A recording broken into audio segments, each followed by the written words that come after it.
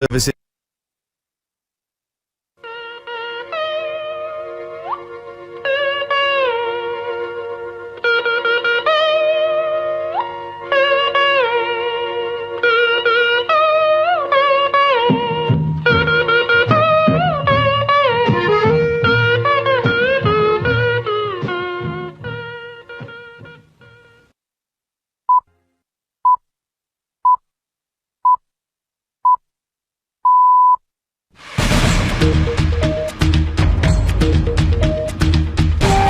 BBC Nepali सेवाको साँझपखबाट शरद केसीको नमस्कार। आज कार्यक्रममा एमसीसी बारे गम्भीर चासो देखाएको उत्तरी छिमेकी चीनका विदेश मन्त्री नेपाल भ्रमणमा, एक चीनिया विज्ञ भन्छन्। श्रृंखलाबद्ध रूपमा भएका द्विपक्षीय सम्झौताहरूको कार्यान्वयनलाई गति दिनुपर्ने आवश्यकता छ। भ्रमणलाई नेपालले कसरी उपयोग गर्न सक्छ? चाइनालाई पनि चुनौतीको समय भएकोले नेपालले वास्तवमा बार्गेनिङ गर्न यो सुनौलो अवसर हो। ठूलो ऋण दियो भने हामी श्रीलङ्का तिर्न नसक्ने स्थितिमा छौं भनेर नेगोसिएसन गर्न सक्नुपर्छ। पत्रकार अखिलेश उपाध्यायसँग कुराकानी। नेपालको पछिल्लो आर्थिक अवस्थाबारे अर्थविद विश्वम्भर प्याकुर्याल भन्छन्। बन्द व्यापार छैन, होटल टुरिज्म छैन, रोजगारी छैन, निर्यात छैन, लोन लिएर फरेन एक्सचेन्जको रिजर्भ बढाएको छ। त्यसरी मुलुकको अर्थतन्त्र कहिलेसम्म कसरी चलाउन सकिन्छ? र ईयूमा तरलीकृत प्राकृतिक ग्यासको आपूर्ति बढाउने अमेरिकासँग सम्झौता। तर सबभन्दा पहिले आजका प्रमुख विश्व समाचार। विनिता दाहालबाट समाचार सुन्नुहोस्। अमेरिकी राष्ट्रपति जो बाइडेन पूर्वी पोल्याण्ड पुगेका छन्, जहाँ रूसी आक्रमणका कारण युक्रेन छोडेर पुगेका लाखौं शरणार्थीहरू रहेका छन्। युक्रेनी सीमाबाट करिब 80 किलोमिटर दूरीमा रहेको जेसुफमा पुगेका बाइडेनले पोल्याण्डका आफ्ना समकक्षी एनजे डुडालाई भेट्नेछन्। बीबीसीका मार्क लोएन भन्छन्, आक्रमणको एक महिनामा 22 लाख भन्दा बढ़ी शरणार्थीलाई पोल्याण्डले स्वागत गरेको छ। बाइडेनले त्यसका लागि पोल्याण्डका जनतालाई धन्यवाद दिएका छन् र पोल्याण्डलाई आर्थिक सहायता गर्ने पनि बताएका छन्। उनले सीमा वरपर के भइरहेको छ भनेर राष्ट्रपति डुडासँग पनि भेटवार्ता गर्नेछन्। बीबीसीका मार्क लोएनको भनाई, नेटोको पूर्वी भागलाई सुदृढ़ बनाउनका लागि त्यहाँ अस्थायी रूपमा खटाइएका अमेरिकी फौजलाई पनि बाइडेनले भेट्ने कार्यक्रम रहेको छ। त्यसपछि उनले राजधानी वार्सको भ्रमण गर्नेछन्। यसअघि अमेरिकी राष्ट्रपति जो बाइडेनले तेल आपूर्ति गर्नेबारे युरोपेली संघसँग एउटा ठूलो सम्झौताको घोषणा गरेका थिए। बाइडेनले अमेरिकाले तरलीकृत प्राकृतिक ग्यासको आपूर्ति यो वर्ष युरोपेली संघमा गरिने बताएका हुन्। ब्रसल्समा रहेकी बीबीसीकी जेसिका पार्कर भन्छिन्, यो पक्कै पनि रूसी ग्यासमा युरोपेली संघको निर्भरता घटाउन मद्दत गर्ने प्रयास हो। यसभन्दा अगाडिदेखिकै अर्को कारण भनेको चाहिँ नवीकरणीय ऊर्जातर्फ जाने युरोपेली संघको चाहना पनि हो। बीबीसीकी जेसिका पार्करको भनाई। पत्रकार सम्मेलनमा बाइडेनसँगै देखा परेकी युरोपेली आयोगकी अध्यक्ष उर्जुला फोन डेर लायनले रूसी इन्धनको प्रयोगलाई पूर्ण रूपमा अन्त्य गर्नका लागि थप कामहरू गरिने बताइन्। युक्रेनी शहर मारिउपोलका अधिकारीहरूले गत साता रूसले एउटा नाटक घरमा बम प्रहार गर्दा 300 मानिसहरू मारिएको आफूहरूले ठानेको बताएका छन्। उक्त नाटक घरमा बमबारीबाट जोगिनका लागि बनाइएको आश्रयस्थलमा मानिसहरूको ठूलो संख्या रहेका बेला रूसले आक्रमण गरेको थियो। यसैबीच चेर्निहिभ शहरका मेयरले रूसी आक्रमणले कुन तहसम्म क्षति पुर्याएको छ भनेर हेर्न उत्तरी शहरको भ्रमण गर्न विदेशी पत्रकारहरूलाई आह्वान गरेका छन्। एउटा चर्चित टेलिभिजन कार्यक्रममा बोल्दै उनले त्यो शहरमा गाड़ी मार्फत हालै पुगेका एकजना सांसद त्यहाँको अवस्था देखेर भयभीत भएको बताए। तपाई बीबीसी नेपाली सेवाको साँझपख सुनिरहनु भएको छ। युक्रेनको दोस्रो ठूलो शहर खार्किभ स्थित एउटा क्लिनिकमा बिहान सबेरै बमबारी भएको अधिकारीहरूले बताएका छन्। उक्त क्लिनिक मार्फत संकटमा रहेका मानिसहरूलाई सहायता सामग्री वितरण गर्ने गरिएको थियो। प्रहरीले उक्त हमलामा परि 4 जना मारिएको र 3 जना घाइते भएको जनाएको छ। युक्रेनमा मानवाधिकारको अवस्था अनुगमन गरिरहेको संयुक्त राष्ट्र संघको मिशनले मानिसहरू धेरै रहेको क्षेत्रमा निरन्तर बमबारी गरिरहँदा त्यो युद्ध अपराध हुन सक्ने जनाएको छ। उक्त मिशनकी प्रमुख मटिल्डा बग्नरले विद्यालय र प्रसूति अस्पतालमा भएका रूसी हमलाहरू खास गरी चिन्ताको विषय बनेको बताइन्। लडाईँ चर्किएपछि अन्यत्र जान चाहने युक्रेनीमाथि पनि रूसी फौजले आक्रमण गरेको र सर्वसाधारणले ज्यान गुमाउनु परेको राष्ट्रसंघको अनुगमन गर्ने निकायले जनाएको छ। उक्त अनुगमनका क्रममा युक्रेनी प्रहरीले पनि रूसी समर्थक ठानिएका माथि दुर्व्यवहार गरेको भन्ने विवरण उल्लेख गरेको छ। र भारत र चीनका विदेश मन्त्रीहरूले सन् 2020 मा लद्दाख क्षेत्रस्थित सीमामा भएको झडप यता पहिलो भेटघाट गरेका छन्। उक्त झडपका क्रममा 20 जना भारतीय र 4 जना चीनिया सैनिकहरूले ज्यान गुमाएका थिए। दिल्लीमा भएको वार्तापछि पत्रकारहरूसँग बोल्दै भारतका विदेश मन्त्री एस जयशंकरले सीमा क्षेत्रमा त्यति ठूलो फौज रहदासम्म दुई देश बीचको सम्बन्ध सामान्य हुन नसक्ने बताएका छन्। यो बीबीसी नेपाली सेवा हो।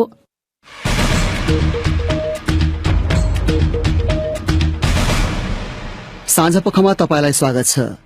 अमेरिकी सहायता परियोजना एमसीसी सम्झौताप्रति गम्भीर चासो देखाएको उत्तरी छिमेकी चीनका विदेश मन्त्री वाङ यीको 3 दिने नेपाल भ्रमण आजबाट शुरू भएको छ।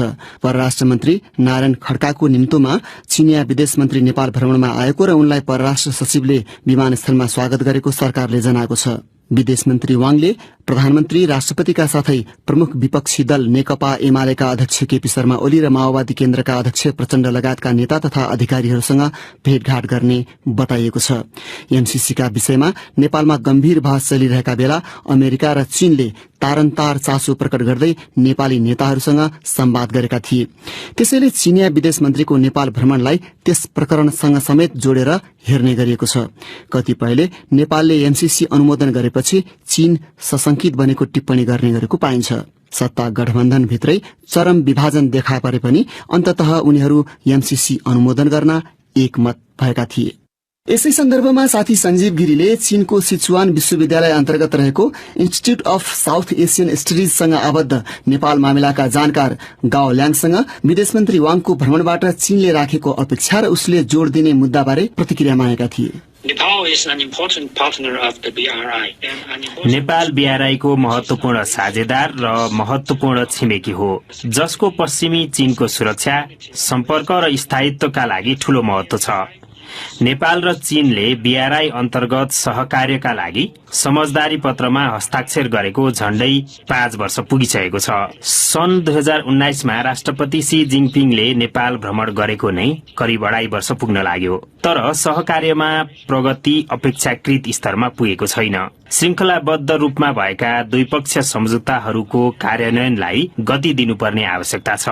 मलाई लाग्छ कि विदेश मन्त्री वाङको भ्रमणको सबैभन्दा महत्वपूर्ण उद्देश्य भनेको द्विपक्षीय सहयोग, त्यसमा पनि मूल रूपमा बीआरआईसँग सम्बन्धित गतिविधिमा समन्वय गर्नु हो।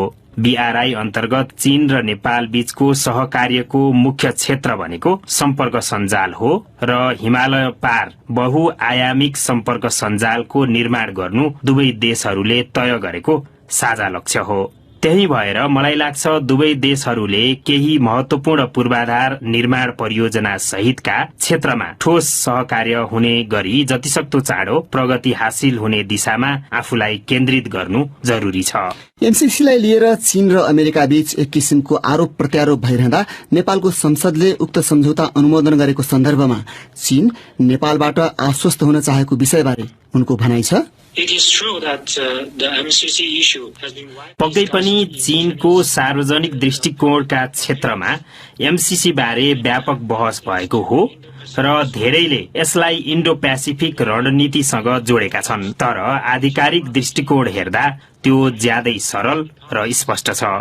चीनले नेपालको सार्वभौम सत्ता र आन्तरिक मामिलाप्रति सम्मान गर्छ र एमसीसी को मुद्दामा नेपाली जनताको अन्तिम निर्णयप्रति सम्मान गर्छ, तर उसले कतिपय प्रमुख शक्तिहरूको जबरजस्ती पूर्ण कूटनीतिको विरोध गर्छ।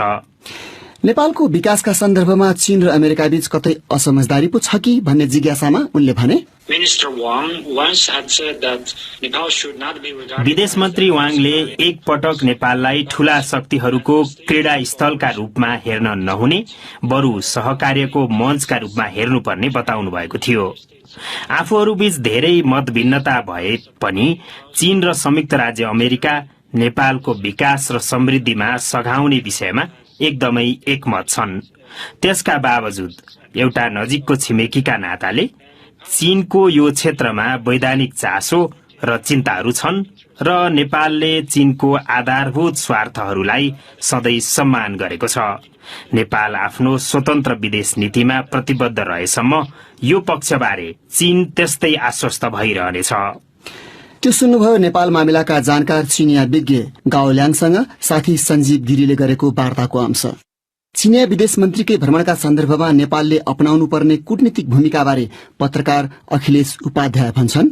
खास गरेर नेताहरू के भन्ने गरेका छन् भने यसले चाहिँ अमेरिकाले चित्त दुख्न सक्छ, हाम्रो सम्बन्ध बिग्रिन सक्छ, अथवा डीआरआईको प्रोजेक्ट नगरेको खण्डमा चाइनाले चित्त दुखाउन सक्छ, यो काम नगरेको खण्डमा चाहिँ इन्डियाले चित्त दुखाउन खोज्छ। परराष्ट्र नीतिमा कोही पनि थाई मित्र पनि हुँदैन, थाई शत्रु पनि हुँदैन। जहिले पनि हामी गाइडेड हुने भनेको हाम्रो राष्ट्रिय दायित्व हामीले के गर्नुपर्छ त्यसबाट हुने हो। एमसीसी हामीले पास गर्यो, एमसीसी त रोड र पावर ट्रान्समिसन लाइनमा खर्च हुने भयो, त्यसमा चाहिँ म धेरै जान्न चाहदिनँ होइन, ब्याजै नतिर्नु पर्ने भएकोले। अब डीआरआईको हकमा र चीनका विदेश मन्त्री आउनु भएको हकमा सायद चाइनाले हामीलाई के दिन सक्छ भन्ने कुराले हामीले नेगोसिएसन गर्नु पर्ला। डीआरआईको प्रोजेक्ट तिमीले पनि दिने भए कुन हिसाबले दिन्छौ त? डीआरआईको प्रोजेक्ट मैले साधारण अध्ययन गर्दै थिएँ। जस्तै पाकिस्तानको हकमा तल ग्वादरको बन्दरगाह भयो भने चाइनाको 90% तेल खाडीबाट आउँदाखेरि चाइनालाई भोलि भू राजनीतिक संकटको कारणले हिन्द महासागर भएर साउथ चाइना सी भएर माथि सिंगापुर उसको मलक्का ट्र्याप भन्छ नि, जुन सानो घाँटीबाट छिर्नुपर्छ, उसको 90% तेल र 60% उसको ट्रेडिङ गुड्स खाडीको छेउमै छ पाकिस्तान त होइन। पाकिस्तानको ग्वादरबाट सिधै माथि चढ्यो भने चाइनाको सिन्जियाङ पुग्छ। भन्नु खोजेको के भने चाइनाले आफूलाई सामरिक महत्वको चिज यो छ भन्ने थाहा पाएपछि सस्तो अथवा ब्याजै नलिने हिसाबले पनि गर्न सक्रिय रहेछ भने चाहिँ नेपालका हाम्रा कूटनीतिज्ञले पनि हाम्रा नेताहरूले पनि यस कारणले हाम्रो अर्थतन्त्र यस बेला राम्रो छैन, ठुलो ऋण दियो भने हामी श्रीलङ्का जस्तो तिर्न नसक्ने स्थितिमा छौँ, त्यस कारणले हामीलाई पनि यसो गर्न सकिन्छ कि चाइनाले भनेर नेगोसिएसन गर्न सक्नुपर्छ। जस्तो अब योभन्दा अगाडि पनि अब चिनिया राष्ट्रपतिकै नेपालमा भ्रमण भयो, त्यसपछि पनि थुप्रै उच्च अधिकारीहरूको भ्रमण भयो होइन। अन्ततोगत नेपालमा के भयो वा नेपालले के प्राप्त गर्यो भन्ने कुरा चाहिँ अझै पनि अस्पष्ट रहेको विज्ञहरूले बताइरहेको अवस्था छ होइन। अहिलेसम्म चीनसँगको कुरा गर्ने हो भने नाका नियन्त्रित रूपमा खुला भएको जस्तो देखिन्छ, हवाई उडान लगभग ठप्प नै छ। त्यो सन्दर्भमा नेपालले चाहिँ यो आफ्नै प्राथमिकता के हो र नेपाल चाहिँ चीनको प्राथमिकतामा छ कि छैन, वा छ भने त्यसबाट के लाभ उठाउन सक्छ भनेर आफ्ना प्रायोरिटिजहरू कसरी चाहिँ सेट गर्ने? चिनिया परराष्ट्र मन्त्रीको पहिलो भ्रमण इस्लामाबाद भयो। इस्लामाबादलाई बेजिङले आफ्नो अल वेदर फ्रेन्ड भन्छ, जस्तो मौसममा पनि हामीलाई साथ दिने साथी भन्छ। त्यसपछि अमेरिकाले त विथड्र गर्यो अफगानिस्तानबाट। अफगानिस्तान त चाइनाको छेउमै छ, छिमेकमै छ, अफगानिस्तान गयो उनी। त्यसपछि भारत पनि गयो उनी। त्यस हिसाबले हामीले के बुझ्नुपर्छ भने यो भिजिटको लार्जर सामरिक महत्व छ। साउथ एसियामा चाइनाले आफ्नो प्रभाव भन्नुहोस् अथवा शक्ति राष्ट्रको रूपमा आफूले चाहिँ कसरी काम गर्न सकिन्छ त्यो हेर्न खोजेको हो। त्यो पृष्ठभूमिमा नेपालको पनि भ्रमणलाई लियो भने हामीले सही चित्रण गर्न सक्छौँ। हो, चाइनालाई पनि चुनौतीको समय भएकोले नेपालले वास्तवमा बार्गेनिङ गर्न यो सुनौलो अवसर हो। जब इन्डियाले नेपाललाई नाकाबन्द गर्यो त्यसपछि जुन प्रकारले घनीभूत हिसाबले नेपालमा छलफल भयो, एउटा चाहिँ राष्ट्रिय मुद्दा भयो, त्यसपछि चाहिँ इन्डियाले नेपाललाई धेरै नै सहयोग गर्न खोजेको मैले चाहिँ भान गरेको हो। हुलाकी राजमार्गमा पनि काम भएको छ। त्यसपछि इन्डियनहरू अलिक गजबसँग आए। सायद हाम्रो लागि त्यो फेरि अहिले सुनौलो मौका हो कि चाइना सबैभन्दा खरौँमा नेसनल सेभिङ्स भएको मुलुक हो, उसले दिन सक्छ। उसँग टेक्नोलोजी पनि छ, ह्युमन रिसोर्स पनि छ र क्यापिटल पनि छ। त्यस हिसाबले हामीले चाइनालाई भन्ने बेला भयो कि अलि मजाले तिम्रो राष्ट्रपति पनि आए, यो कुरा गरियो। चाइनाले आफ्नो सम्बन्धलाई स्ट्राटेजिक लेभलमा, सामरिक लेभलमा नेपालको भनेर हाम्रो सम्बन्धलाई अझ उचाइमा लग्यो भनेर जोइन्ट कम्युनिके निस्कियो होइन। के पायौँ त हामीले हेर्दाखेरि? खासै आएको त छैन। डीआरआईको कुनै प्रोजेक्ट त आएको छैन। त्यसमा हाम्रो पनि कमी कमजोरी छ। सबभन्दा ठुलो कमजोरी त हाम्रो चाहिँ सरकार स्थिर नहुने, तर दुई देशका सम्बन्धहरू सरकार परिवर्तन भए पनि त्योभन्दा पनि माथिको विषय हो नि त। त्यसलाई उठान गर्ने हो कि अलि मजाले नेपालले अब हामी कहाँ जान सक्छौँ, तिमीहरूले के गर्न खोजेको, डीआरआईमा हामीलाई कन्सेसनल लोन भन्दा पनि ग्रान्ट धेरै दिन्छौ कि? रेलको कुरा, रेल बनाउनु नेपाललाई अहिले जरुरी छ र अरबौं खरबौं खर्च गरेर संसारको सबभन्दा महँगो लाइन हिमाल छेडेर त्यसको बारेमा पनि सोचौँ। कमर्सियल भायबिलिटी भएपछि बल्ल विकास मानौँ। र अन्तिममा चाहिँ जस्तो पछिल्लो समय नेपालमा जसरी शक्ति राष्ट्रहरूको स्वार्थ अलिकति खुला रूपमा देखिन थालेको छ, त्यसले नेपाललाई कतै अर्को श्रीलङ्का बनाउने पो हो कि भन्ने चिन्ता कतिपयमा पाइन्छ। अर्कातर्फ कतिपयले यो समयलाई नेपालले हितमा प्रयोग गर्न सक्यो भने चाहिँ निकै राम्रो गर्न सक्ने कूटनीतिक रूपमा पनि भनिरहेका छन् कतिपयले। शक्ति राष्ट्रहरूको स्वार्थका बीच नेपालले आफ्नो हितको रक्षा चाहिँ कसरी गर्न सक्छ, त्यसका लागि के गर्नुपर्छ? 1950-60 मा नेपाल 100 वर्षको राणा शासनकालमा हामीले आफ्नो सार्वभौम रक्षा गर्नुपर्छ भनेर हामीले कोही समय सम्बन्ध राखेनौँ। त्यति बेला 60 का दशक 70 का दशकमा जसले चाहिँ विभिन्न बजार खोजे, इन्टरनेसनल क्यापिटललाई मोबिलाइज गर्न सके होइन, साउथ कोरिया भनौँ, थाइल्यान्ड भनौँ, ताइवान भनौँ, सिङ्गापुर भनौँ, यो सबै समृद्धिमा गयो नि त। अब हामीलाई चोइस छैन कि शक्ति राष्ट्र आउन लागि हामी छुट्टै बसौँ, साधु भएर हिमालको टाकुरामा बसौँ, त्यो छैन। अब हामी नेगोसिएसन धरोसँग गर्ने हो, इन्फर्म नेगोसिएसन गर्ने हो। राजनीति र मुटुले भन्दा पनि मोर हेड लिएर अन्तर्राष्ट्रिय अनुभवहरू के छ त, के गर्दाखेरि नेगोसिएसन सजिलो हुन्छ त, त्यस हिसाबले हामी नेगोसिएसनमा ओर्लिने बेला आएको छ। मान्छेहरूले के भनेको सुन्छौँ भने एमसीसीकै डिबेटमा पनि शक्ति राष्ट्रको चलखेल भयो, पैसा नलिउँ, त्यसो भए हामी आफैसँग सिप र खास गरेर पुँजी चाहिन्छ नि त, सबैले मानिआएको कुरा हो। हाम्रा इन्फ्रास्ट्रक्चरमा पुँजी हाल्नलाई हामीसँग पैसा छैन। सिङ्गापुर जस्तो सानो मुलुक एउटा सिटी स्टेटले पनि चाइना र अमेरिकाको रिलेसनलाई ब्यालेन्स गरेछ। अब अहिलेको नयाँ मोडर्न उसमा पुरानो भाष्य कोही सबैसँग डराएर बसौँ, आइसोलेसनिस्ट हिसाबले बसौँ, त्यसरी हाम्रो कूटनीति चल्छ भन्ने चाहिँ बेला छैन। भनेको हाम्रो प्राथमिकता निर्धारण गर्नु पर्यो र त्यो निर्धारण गरिएका प्राथमिकतामा डटेर लाग्न सक्नु पर्यो। डटेर लाग्ने भाषा फेरि आफैमा पनि राजनीतिक भाष्य हुन जान्छ। डटेर लाग्ने भन्दा पनि पारदर्शी हिसाबले पब्लिक डिबेट गरेर त्यसपछि लाने अगाडि। उनी थिए पत्रकार अखिलेश उपाध्याय हाम्रा साथी सञ्जीव गिरीसँग कुरा गर्दै। अब चिनिया विदेश मन्त्रीको नेपाल भ्रमणमै केन्द्रित तपाईकै प्रतिक्रिया र टिप्पणी प्रस्तुत गर्दैछन् साथीहरू सृजना श्रेष्ठ र स्वेच्छा राउत। उत्तरी छिमेकी चीनका विदेश मन्त्री वाङ यीको भ्रमणका बेला नेपालले उठाउनु पर्ने प्रमुख विषय के हुनुपर्छ भनेर सामाजिक सञ्जाल फेसबुक र ट्विटरमा हामीले राखेको प्रश्नमा हामीलाई थुप्रै प्रतिक्रिया प्राप्त भएका छन्। तीमध्ये केहीलाई हामी यहाँ प्रस्तुत गर्दैछौं। केदार बरालको धारणा छ आत्मनिर्भर अर्थतन्त्रको लागि सिप, स्वरोजगार, घरेलु उद्योग, जलस्रोत, पर्यटन, कृषि जस्ता क्षेत्रमा प्रविधि र सिप विकासमा चीनले सहयोग गरोस्। युवराज खड्काले लेखेका छन् द्विपक्षीय विकास सम्झौता कार्यान्वयनमा जोड़ दिने, सड़क पूर्वाधार तथा जलाशय युक्त आयोजनामा लगानीको प्रस्ताव गर्ने, चीनमा अध्ययनरत चिकित्सा क्षेत्रका नेपाली विद्यार्थीका समस्या समाधान गर्ने लगायत विषय उठाउनुपर्छ। कमानसिंह पाखरिनको धारणा छ नेपालले छिमेकी मित्र राष्ट्र चीनसँग आर्थिक सहयोग होइन, विज्ञान प्रविधिको सहयोग लिने सम्बन्धमा, सहज रूपमा नाका खुलाउने सम्बन्धमा, व्यापार सम्बन्धमा छलफल चलाउनुपर्छ जस्तो लाग्छ। प्रकाश भूषालले लेखेका छन् पहिला त सीमाको बारेमा प्रष्ट धारणा बनाउनुपर्छ, अनि स्थायी पारवाहन सेवा, पेट्रोल डिजेल अनि बिजुली आदान प्रदान लगायत धेरै कुरामा प्रष्ट धारणा राख्नुपर्छ। नेपाल सधैँ भारतको मात्रै आश गरेर बस्न नपरोस्। एम प्रसाद सुवेदीको धारणा छ सामान्यतया ठूलो अर्थतन्त्रको खम्बा चीनसँग लिन सकिने भौतिक, आर्थिक र कूटनीतिक फाइदाको बारेमा कुरा राख्नुपर्छ। सीमा विवाद नहोस् भन्ने तर्फ केन्द्रित हुँदा जनै फाइदा हुने देखिन्छ। व्यापारिक नाका विस्तार तथा नियमित कार्यान्वयन र पारवहन सम्झौताप्रति सकारात्मक देखिने कुरा राख्दा देशको भलाइ हुने देखिन्छ। गणेश बुढाले लेखेका छन् चीन र नेपालको कूटनीतिक सम्बन्ध, नेपाली राजनीतिप्रति चीनको नीति, नेपालको विकासका लागि अबको चीनको योगदान के हुने भन्ने विषय उठाउनुपर्छ। अनि मास्टर जेवी गाउँलेले अलि फरक धारणा राखेका छन्। राजनीतिक स्थिरता, शान्ति र समृद्धिमा चीनले हस्तक्षेप गरेर होइन, सहकार्य गरेर सहजीकरण गरिदिनु पर्यो भनेर अनुरोध गर्नुपर्छ।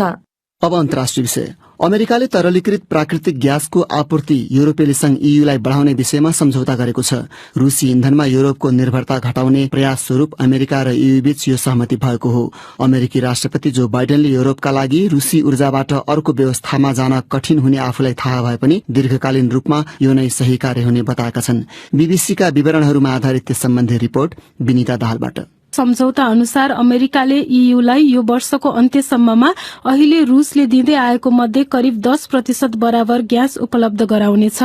रूसले युक्रेनमाथि गरेको आक्रमणको प्रतिक्रिया स्वरूप रूसी ग्यासको प्रयोगमा कटौती गरिने ईयूले यसअघि नै बताइसकेको छ। रूसले अहिले ईयूको आवश्यकताको करिब 40% ग्यास आपूर्ति गर्ने गरेको छ।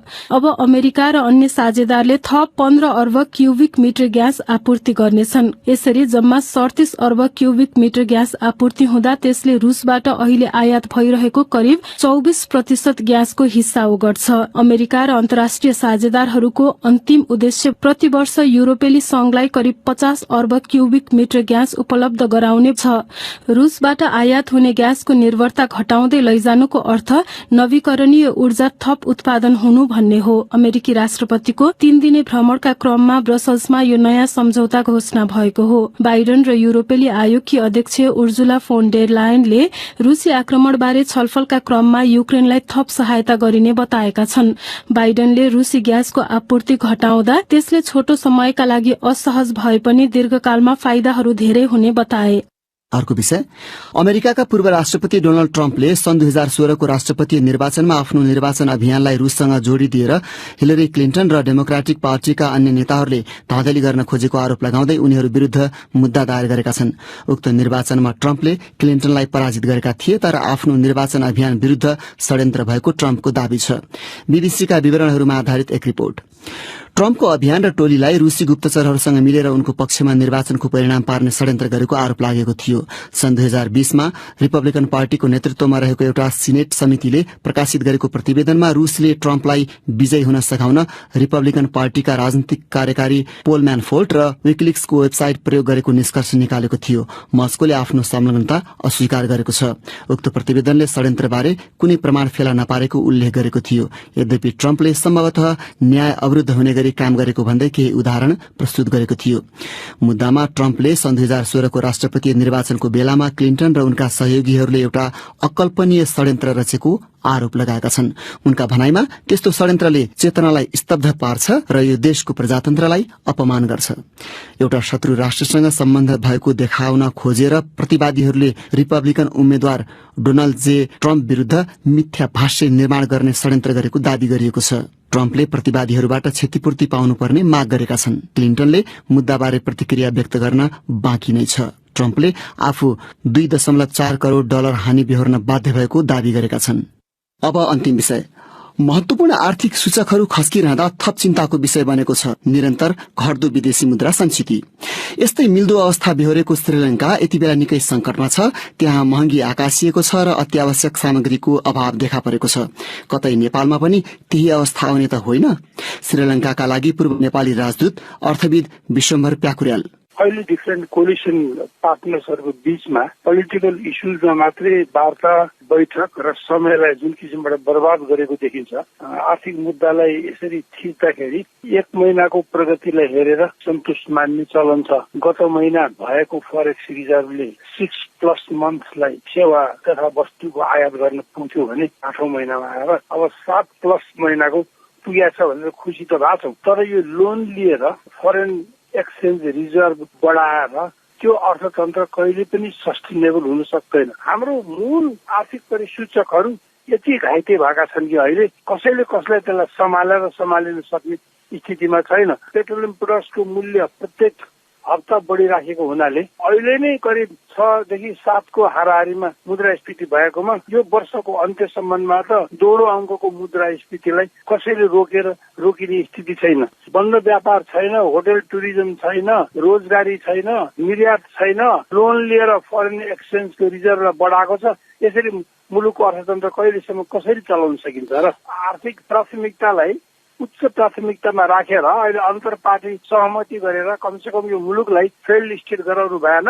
हामीहरूले एउटा सहमति गरौँ भनेर उनीहरूले सिरियसनेस देखाएनन् भने श्रीलंकाको स्थिति नआउने त सम्भवै छैन। श्रीलंकामा पनि तपाईँ राजदूत भइसकेको, त्यहाँको र यहाँको के कस्तो एकरूपता छ वा भिन्नता छ अहिलेको स्थिति? अहिलेको स्थितिमा एकरूपता छ, तर श्रीलंकाको अवस्था जति नाजुक भएर गिर्यो। उनीहरूले चीनसँगको ठूला परियोजनामा, हाइवेहरूमा, आउटर रिङ रोड भयो, कोलम्बो सिटीदेखि पोर्ट बनाएर 2 लाख मान्छेलाई रोजगारी दिलाउने, world class education system, world health institution establish गर्ने भनेर जुन परियोजनाहरू लिएर आइरहेछन्, एक त उच्च ब्याज दरमा ऋण लियो अनि सम्पूर्ण जस्तो मेजर लङ जेस्टेसन पिरियडका योजनाहरू चीनसँग लियो। त्यसले गर्दा हाम्बनटोटा पोर्टलाई उनीहरूलाई 79 वर्षको लागि ह्यान्डओभर गर्यो भने $1.2 बिलियन उनीहरूलाई जुन प्राप्त भयो त्यसले रोजगारी क्रिएट गर्ने, श्रीलङ्कामा फाइदा हुने भन्दा पनि त्यो खालि श्रीलङ्कालाई डेट पेमेन्ट गर्नको लागि रिस्ट्रक्चर गर्ने कुरा गरेनन्। डेटको लायबिलिटी भोलि बढ्दै जान्छ, उनीहरूको करेन्सी अवमूल्यन हुन्छ, त्यो बेलामा हामीले के गर्ने भन्ने कुरा त्यति उनीहरूले ध्यान दिन सकेनन्। यो कुरा श्रीलङ्कन सम्बन्धित व्यक्तिहरूसँग पनि मेरो पनि पटक पटक कुरा हुन्थ्यो र मलाई त बोलाएर उनीहरूको मिनिस्ट्रीमा मैले कुरा पनि गरेको थिएँ। नेपालमा पनि अहिले त्यही छ। US डलरको अगेन्स्टमा हाम्रो नेपालको मुद्रा पनि अवमूल्यन भइरहेको छ। 10 वर्ष पहिले लिएको ऋण र त्यो त डलर टर्ममै हुन्छ। आजको डलरको भ्यालु त धेरै फरक भइसक्यो। यावत कुराले गर्दाखेरि श्रीलङ्काले जुन जुन गल्ती गरेका छ त्यो गल्ती अहिले हामीले गरिराखेका देखिन्छ। भोलि श्रीलङ्काले त कमसेकम ऋणमा चुर्लुममा डुबे पनि जुन किसिमको इन्फ्रास्ट्रक्चर बनेको छ, गभर्नेन्स सिस्टम छ, एडमिनिस्ट्रेटिभ मेकानिजम छ, बरु श्रीलङ्काको रिकभरी चाँडै हुन सक्ने देखिन्छ। नेपाल यसरी डुब्यो, श्रीलङ्काको स्थितिमा आयो भने नेपालको रिकभरी बहुत मुस्किल छ।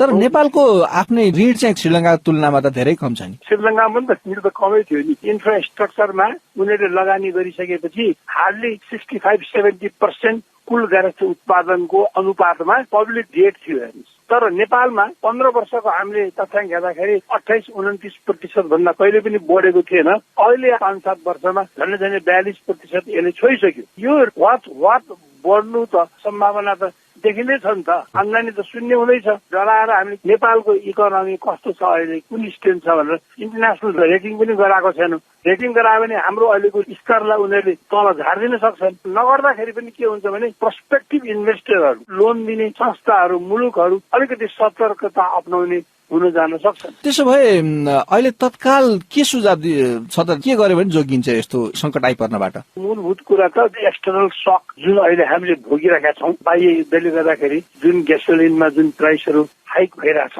अब यसले गर्दाखेरि अझ मूल्य वृद्धि र आपूर्तिमा ठूलो व्यवधानहरू अहिले आउने देखिरहेका छन्। आगामी 10 वर्षसम्म हुन सक्छ हाम्रो यही स्थिति रहेको खण्डमा, यही राजनीतिक अस्थिरता रहेको खण्डमा हामीलाई डेट भनेको बेलामा तिर्नलाई गाह्रो हुने स्थिति आयो भने त्यसलाई कसरी पुनर्संरचना गर्ने, सम्बन्धित ऋण दिने मुलुकहरूसँग अहिलेदेखि नै डायलग हामीले सुरु गर्न सक्नु पर्यो। त्यसपछि अब रेमिटेन्सबाट आउने पैसा पनि अन्यत्रतिर गइराखेको भन्ने कुरा सुनिन्छ। क्रिप्टो करेन्सीमा लगानी गरेर पाउने सम्भावित फाइदा भन्दा नेपालमा फर्काउँदाखेरि उनीहरूको फाइदा बढी हुन्छ भनेर केही समयको लागि त्यसलाई आकर्षित गर्न सक्नु पर्यो। पेन्डेमिक भएको बेलामा पनि रुसबाट 2 लाख जति मालदिभ्समा पर्यटकहरू गए। अहिले भारतसँग र अरू छरछिमेकीसँग हामीले कुरा अगाडि बढाएर पर्यटन क्षेत्र नेपालको अलिकति भविष्य देखिएको खर्च गर्न सकेनौँ भनेर बजेटको आकार हामीले घटाइरहेका छौँ। त्यसले गर्दा सोसल सर्भिसमा दिनुपर्ने सुविधाहरू घट्न जान्छ, हेल्थमा, एजुकेसनमा। त्यसकारण खर्च हुन नसकेका नेसनल प्राइडका नाममा खडा गरिएका 500 अर्ब जति खर्च गरेर रेट अफ रिटर्न 4.48% मात्रै पब्लिक इन्टरप्राइजेसहरूमा छ। 500 जति चाहिँ प्रतिशत चाहिँ लसमा दौडेका 13 वटा त पब्लिक इन्टरप्राइजेसहरू छन्। अब यो खाली समाजवादी अर्थतन्त्रतिर जाने भनेर पिपुलले तिरेको हार्ड मनीलाई पानीमा बगाइदिए जस्तो गरेर यसरी पब्लिक इन्टरप्राइजेसहरूलाई अहिले चलाएर सक्ने स्थिति छैन। रिस्ट्रक्चरिङ गर्नु पर्यो। मूलभूत कुरा त यो कोलिसन पार्टनरमा होस् अथवा कोलिसनमा नभएका पोलिटिकल पार्टीसँग पनि अन्तर पार्टी सहमति गरेर नेपालको उच्च आर्थिक प्राथमिकता लामो समयसम्म टिक्न सकेन भने हामीले भोलि नेपालमा राजनीति गर्ने ठाउँ रहँदैन भन्ने चेतना आएर अगाडि बढ्यौँ पनि अर्थतन्त्रलाई हामीले सुधार गर्न सक्ने सम्भावना धेरै नै छ। तर त्यतापट्टि कसैको दृष्टि गएको छैन। आन्तरिक द्वन्द्वमा नेपाल 1 दशक फस्दाखेरिको अवस्था भन्दा पनि अहिले चुनौतीपूर्ण देखिया हो। त्यो त पक्कै हो नि। आन्तरिक द्वन्द्वमा त के थियो, रामेले पाएको पैसा श्यामेको हातमा पुगिरहेको थियो, ब्याङ्कहरूले लुटिया थियो, पैसा थियो, खर्च भइरहेको थियो। अहिले त राष्ट्र ब्याङ्कले पैसा दिएको भन्छ तर ब्याङ्कसँग पैसा छैन। योभन्दा हास्यास्पद कुरा के हो?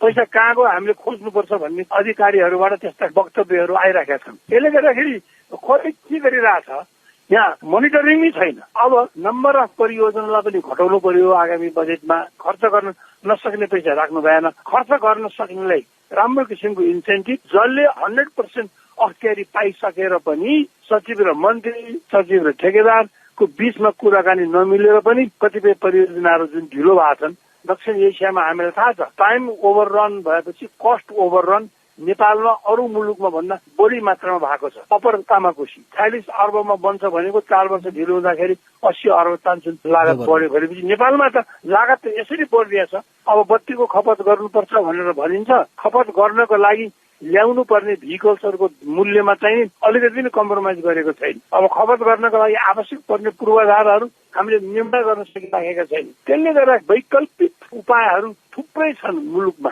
गर्नुपर्नेहरू। अर्थतन्त्रमा चिन्ता भएको खण्डमा न यो सबै कुरा हुने हो। अर्थतन्त्रलाई त मिनटमा मोनिटरिङ गरेर हामीले आफूलाई बनाउन सक्नु पर्ने हो। त्यो भएकै छैन। के भएको छ भगवानले गरिदिरहेको भने त्यो हो। उनी थिए श्रीलंकाका लागि पूर्व नेपाली राजदूत अर्थविद विश्वम्भर प्याकुर्याल। हाम्रा साथी सञ्जय ढकालसँग कुरा गर्दै।